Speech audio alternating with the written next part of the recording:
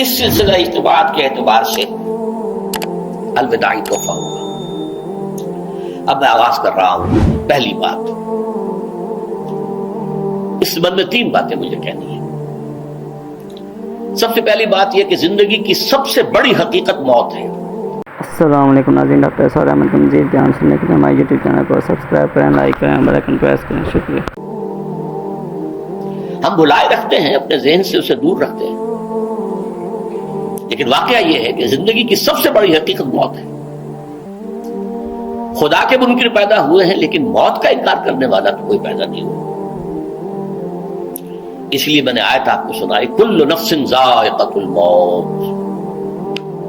ہر سی نفس کو موت کا مزہ چکھنا ہے، ہر جاندار کو موت کا مزہ چکھنا ہے۔ ثم الینا ترجعون، پھر ہماری طرف لوٹا دیے جاؤ۔ تو زندگی کی سب سے اہم حقیقت موت، اور موت کے بعد رجوع الی اللہ، آخرت، یہ سب سے بڑی حقیقت ہے۔ ایک حقیقت سب مانتے ہیں، سب جانتے ہیں، دوسری حقیقت کے اوپر پردہ پڑا ہوا ہے۔ میں نے اس اعتبار سے نوٹ کیا، یہ الفاظ قرآن میں 3 مرتبہ ہے، کل نفس ذائقۃ الموت،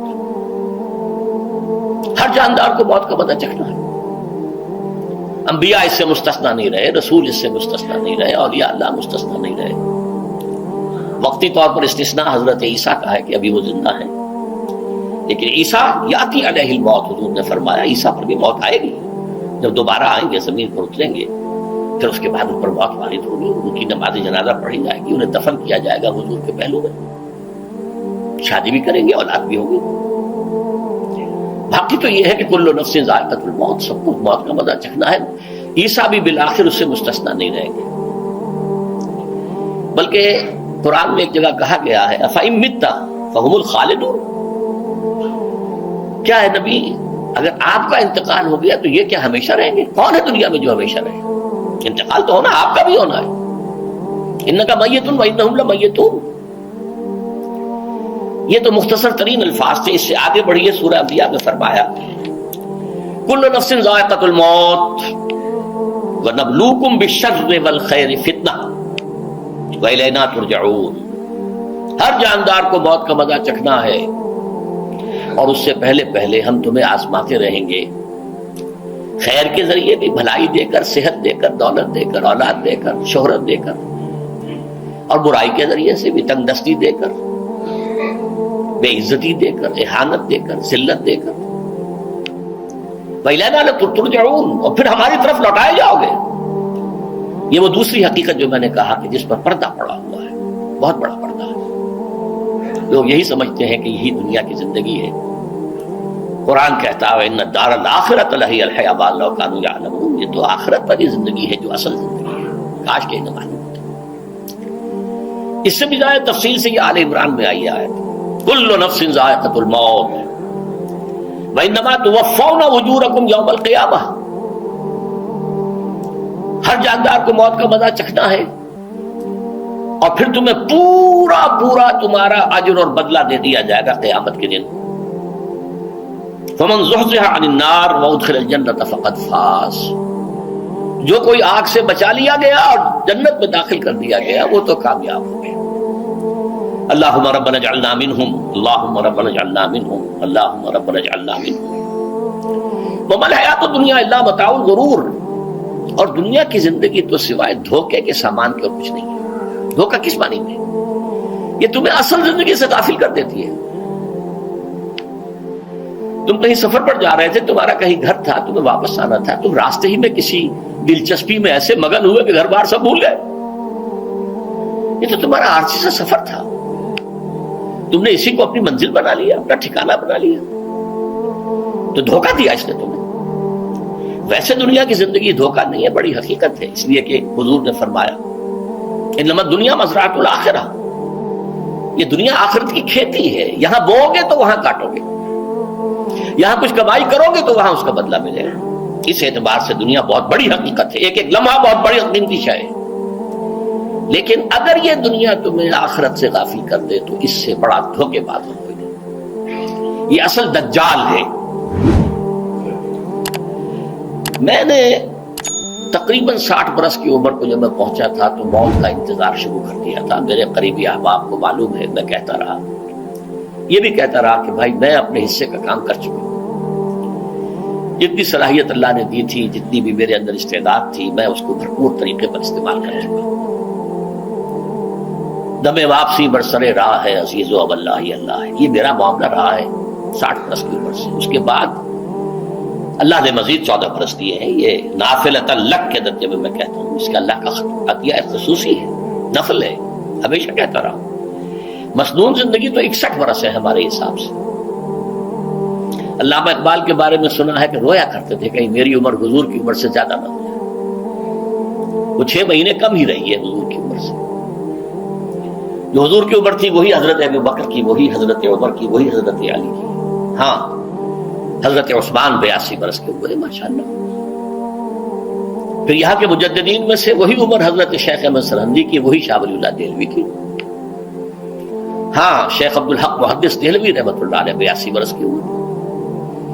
لیکن یہ میں کہا کرتا تھا مسنون عمر تو 61 برس ہے, جسے ہم 63 کہتے ہیں وہ اصل میں ہمارے حساب سے 61 بنتا ہے. وہ 63 قمری ہے, جو 9 دن کم ہے. قمری سال جو ہے وہ شمسی سال سے.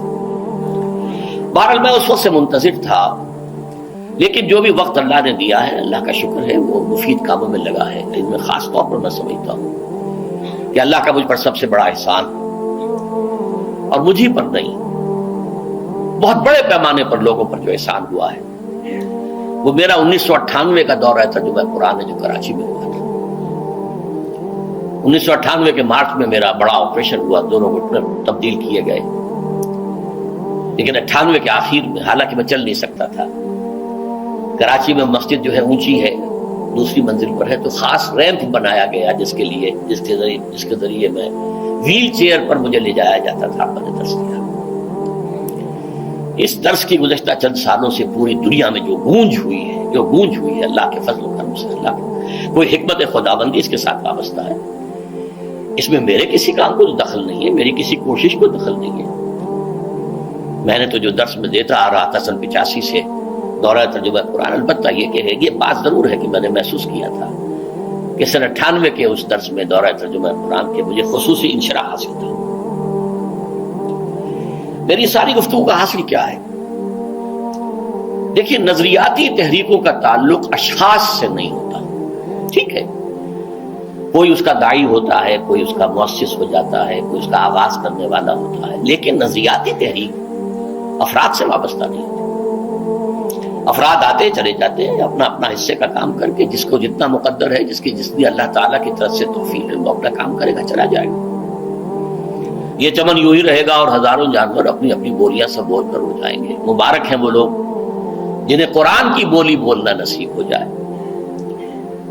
وَإِنْ يَحْسَبُ أَنِّي مِنْهُمْ, مجھے گمان ہے, اللہ کا فضل ہے کہ میں ان میں سے ہوں. میں نے قرآن کی بولی بولی ہے, اور قرآن مجید کو جیسا کہ وہ ہے ایز اٹ از, اپنے کو مذمومہ خیالات, اپنے کوئی ذہن سے زائدہ نظریات کو میں نے اس میں دخل نہیں دیا, جسے انگریزی میں آپ آبجیکٹیولی کہتے ہیں. خالص معروضی طور پر قرآن کو پڑھا ہے, قرآن کو قرآن سے سمجھا ہے, یا پھر سیرت رسول سے سمجھا ہے. میں لفظ سنت کی بجائے سیرت استعمال کر رہا ہوں. قرآن مجسم حضور تھے صلی اللہ علیہ وسلم, اور حضور کی سیرت اور حیات جو ہے وہ قرآن مجید کی اصل تفسیر ہے. یہ حقیقت بھی بہت کم لوگوں کے علم ہے. وہ احادیث کا نام تو لیتے ہیں, احادیث بھی ہے, سیرت بھی تو احادیث ہی سے ہمیں ملتی ہے, لیکن میں خاص طور پر سنت یا حدیث کی بجائے سیرت کا لفظ استعمال کرتا ہوں. قرآن کی 2 سورسز ہیں, قرآن خود اور سیرت رسول صلی اللہ علیہ وسلم. بہرحال انشاءاللہ العزیز یہ کام بڑھے گا, چلے گا, یہ میں ابھی بعد میں عرض کروں گا. دوسری بات جو میں نے آیت پڑھی آپ کو, وَمَن نُعَمِّرْهُ نُنَكِّسُ فِي الْخَلْقِ أَفَلَا يَعْقِلُونَ, بہت بڑی حقیقت زندگی کی یہ بھی ہے. اس کی ہم عمر زیادہ کر دیتے ہیں, اس کی خلقی صلاحیتوں میں کمی کر دیتے ہیں. موٹی بات ہے, بڑھاپا آئے گا, ہمیشہ کی مانی ہوئی بات ہے. اگرچہ جوانی میں آدمی بڑھاپے کا تصور نہیں کرتا, لیکن بڑھاپا آنا ہے, یہ بھی ایک حقیقت ہے موت کی طرح. غالب نے کہا تھا مزمحل ہو گئے قوائے غالب, اب عناصر میں اعتدال کہاں. ایک صاحب نے مجھے شعر سنایا تھا، ابراہیم صاحب تھے ٹونک کے رہنے والے. ذوف پیری بڑھ گیا، جوش جوانی گھٹ گیا، اب عصا بنوائیے نخل تمنا کاٹ کر. یہ تمنائیں جو ہیں طول العمر انہیں کاٹو، اب گئی جوانی، امنگوں والا دور گیا. اور یہ جو تمناؤں کا پودا ہے اس میں سے لکڑی لے کر عصائے پیری بنوا لیجیے. اب بڑھاپے کے لیے ایک عصا درکار ہے. بڑا پیارا شعر ہے. ذوف پیری بڑھ گیا، جوش جوانی گھٹ گیا، اب عصا بنوائیے نخل تمنا کاٹ کر. ابھی 2-3 دن ہوئے ہیں یہاں پر جو خانہ فرہنگ ایران ہے اس کے ڈائریکٹر آئے تھے، انہوں نے فارسی کا ایک شعر سنایا، بڑا پیارا شعر ہے. در جوانی گفتم کہ شعر شعر است اگرچہ پیر بود. جوانی میں میں یہ کہا کرتا تھا کہ شعر تو شعر ہی ہوتا ہے چاہے بوڑھا ہو جائے، بوڑھے ہونے سے اس میں کیا فرق واقع ہو جائے. شعر شعر است اگرچہ پیر بود. چوب پیری رسیدم، جب میں خود پیری اور بڑھاپے کو پہنچ گیا، دیدم تو مجھے یہ بات نظر آئی کہ پیر پیر است گرچہ شعر بہت، بوڑھا بوڑھا ہی ہوتا ہے چاہے وہ شعر ہی کیوں نہ ہو. تو یہ بڑھاپا جو ہے یہ زندگی کی دوسری بڑی حقیقت ہے. اس کا ایک اثر تو سب کو معلوم ہے، قوائے غالب جو میں نے کہا، بڑھاپے کا عام نتیجہ جسمانی ضعف، سب جانتے ہیں. لیکن مجھ پر اور کچھ اور لوگوں پر بھی خاص طور پر اس کا جو ایک اثر ہوتا ہے یا مجھ پر ہوا ہے وہ ہے یادداشت کی کمزوری. اور یہ میں کئی سال سے محسوس کر رہا ہوں. میری پرانی یادداشت بڑی مضبوط ہے، قوی ہے، اس میں کہیں کوئی کمی نہیں ہے. لیکن ریسنٹ پاس کی چیزیں جو ہے، پچھلے 5-6 سال کے واقعات مجھے یاد نہیں رہتے. اشخاص سے ملا ہوں اور دیکھ کے پہچان لیتا ہوں، کئی بار ملاقات ہوئی ہے، نام یاد نہیں آتا. تاریخیں اور اشخاص کے نام کے اعتبار سے تو خاص طور پر کئی سال سے میری جو میموری ہے وہ امپیئرڈ ہے. اور میں محسوس کرتا رہا ہوں کچھ عرصے سے کہ این تقریر کے دوران محسوس ہوتا بلیک آؤٹ ہو گیا، اور مجھے سلسلہ کلام جوڑنے کے لیے سوچنا پڑا. بعض اوقات 1000 کروڑ مرتبہ بولے ہوئے الفاظ غائب. اب چاہے کتنا ہی زور لگا لوں وہ لفظ یاد نہیں آئے گا. ہاں تھوڑی دیر کے بعد خود بخود یاد آ جائے گا. میرے اس آپریشن سے اب کچھ عرصے پہلے تک جو میری تقریریں یہاں ہوئی ان میں بہت سے لوگوں نے نوٹ کیا میری تقاریر میں اب وہ روانی نہیں رہی تھی. وہ جو کراس ریفرنسز آیا کرتے تھے جس کی بنا پر ایک مولانا عبد الکریم باریک صاحب تھے ناگپور کے، انڈیا کے، مولانا علی میاں کے وہ خلفاء میں سے، انہوں نے تفسیر بھی لکھی ہے قرآن کی. وہ ایک مرتبہ لاہور آئے تھے تو مجھ سے بھی ملاقات ہوئی، میرا درس بھی سنا. پھر یہاں وہ ایک دینی ادارے میں گئے، وہاں میرے خلاف باتیں ہو رہی تھی تو انہوں نے کہا بھائی اس شخص کی کیا بات کرتے ہو، اس کے سامنے تو معلوم ہوتا ہے کہ قرآن کھلا ہوا ہے، جہاں سے چاہے لے لے. پھول کھلے ہیں گلشن گلشن، لیکن اپنا اپنا دامن، تم کیا بات کر رہے ہو اس کے بارے میں. تو عبد الکریم باریک صاحب کی وہ جو تقاصر تھا وہ صحیح تھا. کراس ریفرنسز کا آنا، القرآن یفسر بعضہ بعضا، اس میں بہت کمی آ گئی. بہرحال اس کے علاوہ تیسری چیز ہوتی ہے بڑھاپے میں ریزسٹنس کی کمی کی وجہ سے عوارض. بلڈ پریشر کا میں مریض ہوں اور کوئی 25 برس سے ہوں، شوگر کا میں مریض ہوں اور کوئی 5 برس سے ہوں. ایک خاص برس جو مجھ پر آیا ہے آج سے 4 سال پہلے، اس کی ایک تاریخ ہے. یہ جو امراض دماغی کے ماہرین ہیں یہ کہتے ہیں کہ ایک مرض ہے بائی پولر ڈپریشن. انسان میں کبھی تو انشراح ہوتا ہے، ایکٹیویٹی ہوتی ہے، سوچتا ہے اور ایکٹیو کرنے کے لیے، گفتگو کے لیے، بھاگ دوڑ کے لیے طبیعت میں آبادی ہوتی ہے. کبھی وہ بجھ سا جاتا ہے، کبھی وہ حرکت کرنے کو جی نہیں چاہتا، پڑا رہے کسی کونے میں، سو جائے. تو یہ بائی پولر معاملہ کہلاتا ہے، یہ ویو چلتی ہے. اچھا یہ ہے ہر انسان میں، جسے ہم عام طور پر کہتے ہیں موڈ آف ہے بھائی میرا، مجھ سے باتیں کرو. تو یہ موڈ کا آف ہو جانا، آن ہو جانا، یہ عام آدمی میں بھی ہوتا ہے. لیکن جو اللہ کے کسی فضل و کرم سے زیادہ ذہین ہو، زیادہ حساس ہو، ان میں پھر یہ یہ جو ویو ہے یہ زیادہ اونچائی زیادہ نیچائی، زیادہ اونچائی زیادہ نیچائی، اور اس کو پھر ہم کہتے ہیں مرض، بائی پولر۔ یہ ہمارا خاندانی مرض ہے، والد صاحب کا تھا، وہ تھا، بڑے بھائی اظہار احمد صاحب کو ہوا، میری بڑی ہمشیرہ کو ہوا۔ عام طور پر اس کی عمر ہوتی ہے، ہوتی تھی، 3 تجربے مجھے ہیں، والد صاحب کو 13 برس میں نے اٹینڈ کیا ہے اس بیماری میں، سن 52 سے 65 تک جب کہ ان کا انتقال ہوا۔ یہ عام طور پر شروع ہوتا ہے 50 برس کے لگ بھگ۔ میری عمر جب 50 برس کے لگ بھگ ہوئی تو مجھے کئی مرتبہ محسوس ہوا کہ میری تقریر کے دوران سوئچ آف ہوتا ہے۔ ایک مرتبہ سن 70 میں میری یادداشت کئی گھنٹوں کے لیے بالکل ضائع ہو گئی، اس کا میں نے تذکرہ کیا ہوا میری کتاب ہے حساب کم و بیش، جو کیفیت مجھ پر گزری تھی، جس کرب کے عالم میں وہ چند گھنٹے مجھ پر گزرے تھے، میں انہیں الفاظ میں بیان نہیں کر سکتا۔ آدمی خراب ہے، نہ ابتدا کی خبر ہے نہ انتہا معلوم، کچھ بھی نہیں۔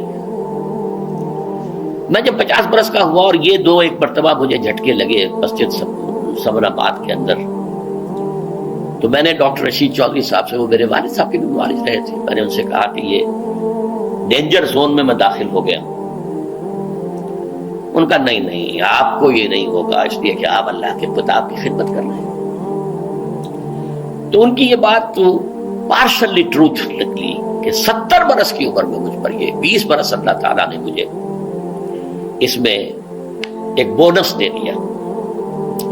70 برس میں ظہور ہوا، اس کا ایکسائٹنگ کاز بنا ہے افغانستان میں جو حادثہ ہوا طالبان کے ساتھ۔ اتنا صدمہ مجھے تھا، ایک دم بیٹھ گیا، ایک دم بیٹھ گیا۔ یہ چیز جو ہے ابھی کنٹینیو کر رہی ہے۔ جو لوگ اللہ پر ایمان لائیں، کہیں کہ ہمارا رب اللہ ہے، پھر اس پر جم جائیں، ان پر فرشتوں کا نزول ہوتا ہے۔ نہ کوئی غم کرو نہ خوف، خوشیاں مناؤ جنت کی جس کا تم سے وعدہ کیا گیا تھا۔ اللہ کی ربوبیت پر اطمینان جب انسان کو ہو جاتا، میرا رب اللہ ہے، ربی اللہ، انسان کے لیے نہ کوئی کھٹکا، نہ کوئی خطرہ، نہ کوئی خوف، نہ کوئی حزن۔ جو کچھ ہو رہا ہے کس کے اذن سے ہو رہا ہے؟ اللہ کے اذن سے۔ اللہ کے اذن کے بغیر پتہ تک نہیں ہلتا۔ یہ کوئی اندھا بہرا مادہ نہیں ہے جس سے مجھے کوئی خوف ہو۔ اندھا بھینسا چلا رہا ہو اس سے تو ڈرنے کا ہر انسان کو ڈرنا چاہیے، نہ معلوم کس کو ٹکر مار دے، لیکن نہیں، اس کائنات کو چلانے والا ایک سمیع و بصیر خدا ہے۔ وہ جو میرا دوست ہے، میرا ولی ہے، اللہ ولی الذین آمنوا یخرجہم من الظلمات الی النور۔ اللہ اہل ایمان کا ولی ہے، ساتھی ہے، پشت پناہ ہے، مددگار ہے، حمایتی ہے۔ بتائیے جسے یقین ہو جائے کہ اللہ میرا مددگار، اللہ میرا محافظ، اللہ میرا پشت پناہ، اللہ میرا حمایتی، اس کے لیے کوئی خوف ہوگا؟ اس سے کوئی ڈر ہوگا؟ میں مثال دیا کرتا ہوں ایک بہت سادہ، پنجاب کے دیہات کی۔ وہ بڑا چودھری ہے اور کوئی غریب کسان ہے۔ اس غریب کسان کے جانوروں کو ہر وقت اندیشہ ہوگا چوری کا، کوئی میری بھینس کھول کر نہ لے جائے، کوئی میرا بیل کھول کر نہ لے جائے۔ لیکن جس کے بارے میں یہ سب کو معلوم ہو کہ وہ جو بڑا چودھری ہے وہ اس کا دوست ہے، اس کی بچیا کو کوئی خوف ہوگا؟ اس کی بھینس پر کوئی ہاتھ ڈالے گا؟ اسے کوئی اندیشہ ہوگا؟ نہیں۔ کیوں؟ کہ وہ بڑا چودھری، بڑا اس کا یہاں کا سردار، جاگیردار، سب کو معلوم ہے وہ میرا دوست ہے، کوئی میرے خلاف اقدام نہیں کر سکتا۔ اس دنیا میں یہ چھوٹی سی بات اگر آپ کے دلی اطمینان اور سکون کا باعث بن سکتی ہے تو ذرا تصور کیجئے۔ میں لفظ تصور استعمال کروں گا صرف اس لیے کہ اس کا ہم جس کو کہتے ہیں ادراک اور شعور کر نہیں سکتے، اگر کے ساتھ کر سکتے۔ اگر یقین ہو کہ اللہ میرا مددگار اور یقین ہو کہ اللہ ہر آن میرے ساتھ ہے، پھر کوئی خوف؟ کس کا خوف؟ کوئی شے اللہ سے بالاتر ہے؟ کوئی قوت اس سے زیادہ طاقتور ہے؟ کوئی اس کے ارادے کو بدلنے والا ہے؟ کوئی اس کی مشیت کے آڑے آنے والا ہے؟ یہی بات ہے جو حضور نے فرمائی۔ یہ ایمان کا حاصل ہے لب لباب، کہ دیکھو اچھی طرح اس بات کو ذہن نشین کر لو، اگر تمام انسان مل کر تمہیں کوئی نقصان پہنچانا چاہے نہیں پہنچا سکتے، مگر جو کچھ اللہ نے لکھ دیا ہو، اور تمام انسان مل کر تمہیں کوئی نفع پہنچانا چاہیں نہیں پہنچا سکتے مگر وہ شے جو اللہ نے طے کر دی ہو۔ آپ پھر میں کہوں گا ذرا طاری کیجئے، اسے فرض کیجئے، اسے سوچئے، اگر اس حدیث پر ہمارا دل ٹھکا ہوا ہو تو کسی سے ڈر ہوگا؟ یہ مجھے نقصان نہ پہنچا دے، یہ میری رپورٹ خراب نہ کر دے، یہ میری انکریمنٹ نہ رکوا دے، یہ میرا یہ نہ بگاڑ دے، یہ میرے یہ نقصان نہ پہنچا دے۔ اس کا ڈر، اس کا ڈر، اس کا خوف، اس کی خوشامد، اس کے لیے جا کر طرح طرح سے اپنی عزت نفس کو ذلیل کروانا اس کے سامنے، یہ سب کچھ کیوں کرتا ہے انسان؟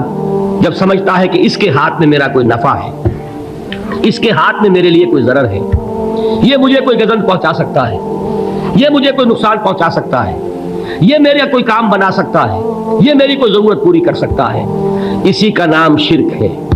جہاں آپ نے یہ سمجھا کہ غیر اللہ کے اندر کوئی طاقت موجود ہے وہی شرک ہے۔ بتوں سے تجھ کو امیدیں، خدا سے نو امیدی، مجھے بتا تو صحیح اور کافری کیا ہے؟ شرک تو یہ ہے جس پر بھی تمہیں یہ خیال ہے کلمہ ہے، یہ کلمہ سوم لا حول ولا قوت الا باللہ، ذرا اس پر دل کو کبھی اگر آپ تصور کریں، پھر فرض کریں، دل ٹھک جائے اس پر، کوئی طاقت نہیں۔ یہی بات تھی جو شیخ عبد القادر جیلانی رحمۃ اللہ علیہ نے اپنی وصیت میں اپنے بچے سے کہی۔ 11ویں دینے والے ہیں لیکن حضرت شیخ عبد القادر جیلانی کی وصیت اور تعلیمات کو کتنے لوگ ہیں کہ جانتے ہو؟ یہ جن مقامات تک پہنچے ہیں وہ کس چیز کی بدولت پہنچے؟ انہوں نے جو پیغام دیا وہ کیا تھا؟ اے میرے بچے، جس طریقے سے قرآن مجید میں حضرت لقمان کی نصیحتیں جو ہے نقل کر دی گئی ہیں، میں یہ عرض کروں گا بالفرض اگر قرآن حضرت عبد القادر جیلانی کے بعد نازل ہوا ہوتا تو شیخ عبد القادر کی یہ نصیحتیں بھی قرآن میں درج ہوتی۔ اتنی اونچی نصیحتیں ہیں۔ اے میرے بچے، اس حقیقت کو ذہن نشین کر لے، لا فاعل فی الحقیقت ولا مؤثر الا اللہ، اس کائنات میں نہ کوئی فاعل حقیقی ہے نہ مؤثر حقیقی ہے سوائے اللہ کے۔ کسی شے میں کوئی تاثیر نہیں اگر اللہ نہ چاہے، آگ جلا نہیں سکتی اگر اللہ نہ چاہے، پانی ڈبو نہیں سکتا اگر اللہ نہ چاہے، زہر ہلاک نہیں کر سکتا اگر اللہ نہ چاہے، کوئی چیز فائدہ نہیں پہنچا سکتی اگر اللہ نہ چاہے۔ تو در در پہ کیوں سر جھکاتے ہو؟ در در پر کیوں جبیں سائی کرتے ہو؟ سب کے سامنے کیوں ہاتھ پھیلاتے ہو؟ ایک اللہ سے مانگو، ایک اللہ کے سامنے زمین پر اپنی جبین رکھو۔ لا فاعل فی الحقیقت ولا مؤثر الا اللہ۔ نظر آتا ہے ہمیں کہ پانی پیاس بجھا دیتا ہے، پیاس بجھانے کی صلاحیت پانی میں نہیں ہے، اللہ کے اذن سے۔ کھانا بھوک مٹا دیتا ہے، بھوک مٹانے کی صلاحیت کھانے میں نہیں ہے، اذن رب میں ہے۔ دیکھیے یہی یقین تھا حضرت موسیٰ علیہ السلام کا واقعہ یاد کیجئے۔ سامنے سمندر آ گیا ہے، قوم دیکھتی ہے پیچھے کہ گرد و غبار کا طوفان ہے، معلوم ہوا کہ فرعون اپنے لشکر سمیت آ گیا ہے۔ لشکر جب چلتا تھا تیز رفتاری کے ساتھ تو گرد و غبار کا جو طوفان اٹھتا تھا اس کا تصور کیجیے، اور لمحہ بلمحہ وہ قریب آ رہا ہے۔ پوری قوم نے کیا کہا؟ اے موسیٰ انا لمدرکون، اے موسیٰ ہم تو پکڑے گئے۔ قرآن مجید نے تو یہاں وہ باتیں نہیں لکھی ہے، لیکن تورات میں یہ درج ہے کہ بنی اسرائیل جھگڑنے لگے، دست و گریبان ہو گئے موسیٰ کے ساتھ۔ موسیٰ ہمیں یہاں مروایا لا کر، اس سے تو ہم ہی بہتر تھے، وہاں کھانے کو ملتا تھا، زندگی تو تھی، بیگار ہم کر رہے تھے، موت تو نہیں تھی۔ اب جو کچھ ہوگا اس کا تصور کرو، جس طریقے سے ہمارے ٹکڑے اڑائے جائیں گے۔ تو لڑ رہے ہیں حضرت موسیٰ علیہ السلام سے، یہ تورات کی تفصیل ہے۔ قرآن میں صرف اتنا آیا ہے، پریشان ہو کر انہوں نے کہا انا لمدرکون، موسیٰ ہم تو پکڑے گئے۔ اس وقت موسیٰ کا جواب کیا ہے؟ کلا ان معی ربی سیہدین، نہیں، میرے ساتھ میرا رب ہے، وہ راستہ دے گا۔ بتائیے کہاں راستہ نظر آ رہا ہے؟ یہ ہے ایمان بالغیب۔ راستہ نظر نہ آئے تب اللہ پر یقین ایمان ہے، جیب میں پیسے ہوں اور تب دل کو اطمینان ہے، تو ایمان کس پر ہوا؟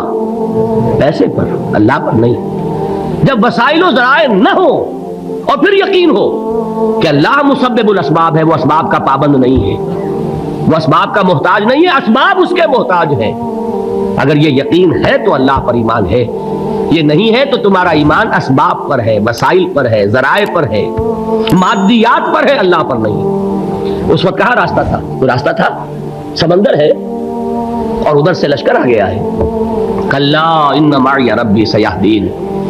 اب دیکھیے ایمان کہہ دینا آسان ہے، ہوا معکم اینما کنتم، جہاں کہیں بھی تم ہوتے ہو اللہ تمہارے ساتھ ہوتا ہے، لیکن اس کا یقین قائم ہو جائے تو زمین و آسمان کا فرق واقع ہو جائے۔ یہی بات ہوئی حضور کے ساتھ۔ غار ہے، چھپے ہوئے ہیں محمد رسول اللہ اور آپ کے وہ یار غار ابو بکر صدیق رضی اللہ تعالی عنہ۔ اقبال نے حضرت ابو بکر کی شان میں چند اشعار کہے صرف، لیکن واقعہ یہ ہے کہ بھاری بھاری نظموں پر اور قصیدوں پر بھاری ہے، طویل ترین نظمیں اور قصیدے ہوں ان پر بھاری ہے۔ ہمتیں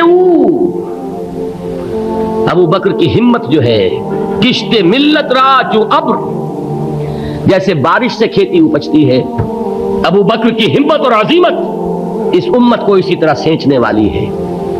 ثانیے اسلام و غار و بدر و قبر، وہ دوسرے تھے اسلام میں، دوسرے پہلے کون تھے؟ انا اول المومنین، حضور فرماتے ہیں سب سے پہلا ایمان لانے والا میں، دوسرے ابو بکر۔ ویسے ہمارے ہاں یہ چلتا ہے اختلاف، حضرت علی پہلے ہیں کہ حضرت ابو بکر پہلے ہیں، لیکن اس میں بڑی خوبصورت تطبیق قائم کی ہے علماء نے اور بہت صحیح ہے۔ چار کے بارے میں فیصلہ ہی مت کرو کہ کون پہلے ہے، ان کی ایک عجیب تقسیم کر دی ہے۔ آزاد مردوں میں، بالغ مردوں میں سب سے پہلے ابو بکر، بچوں میں سب سے پہلے علی، خواتین میں سب سے پہلے خدیجہ، اور غلاموں میں سب سے پہلے زید ابن حارثہ۔ بڑی پیاری تقسیم ہے، یہ چاروں ہی پہلے ہیں، ہر ایک کے لیے اولیت ہے۔